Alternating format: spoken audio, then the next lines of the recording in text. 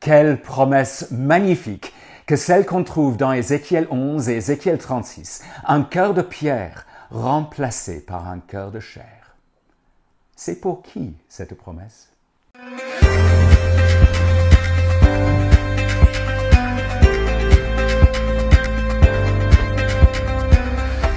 Je vous aspergerai d'une eau pure et vous serez purifiés.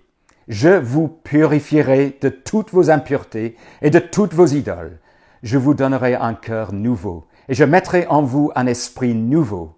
Je retirerai de vous votre corps, le cœur de pierre, et je vous donnerai un cœur de chair. C'est mon esprit que je mettrai en vous. Ainsi je vous ferai suivre mes prescriptions, garder et respecter mes règles.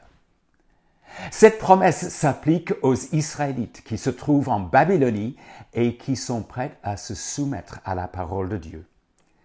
Le peuple pourra rentrer au pays et connaître comme berger, roi, un nouveau David. Il passera également par une intervention chirurgicale du cœur. Mais qu'en est-il alors de nous qui ne sommes pas juifs, qui vivent bien des siècles plus tard et qui sommes pourtant soumis à ce nouveau David, Jésus-Christ? Pouvons-nous dire que la promesse d'un cœur de chair nous était destinée au départ? Eh bien, il se trouve qu'au milieu de la prophétie d'Ézéchiel, au chapitre 28, il y a un personnage, le roi de Tyr.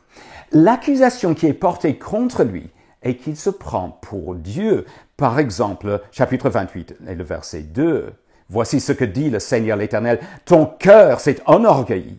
Et tu as dit, je suis un Dieu, je suis assis sur le trône de Dieu au cœur de la mer.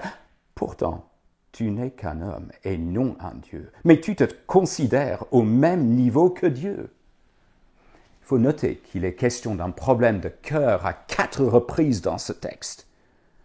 Le résultat, c'est le jugement et la mort. Et lorsque nous poursuivons à partir du verset 11, nous découvrons que nous ne pouvons pas restreindre ce problème au roi de Tyr. En effet, le roi de Tyr est assimilé à Adam ou à l'humanité pécheresse en général. Cela veut dire que le jugement dont parle ce passage s'applique à tout le monde. Et à ce stade de la prophétie d'Ézéchiel, c'est là ce qu'on constate. Le message des chapitres 1 à 24 est que le peuple de Dieu sera jugé. Et le message des chapitres 25 à 33 est que toutes les nations seront jugées. Et la raison de ce jugement est, au fond, l'orgueil. C'est le péché d'Adam. C'est la prétention à l'égalité avec Dieu. C'est l'ego démesuré. Bref, c'est le problème du cœur humain. Mais ce problème est réglé pour nous qui nous soumettons au nouveau David, Jésus-Christ. Dieu nous donne un cœur de chair.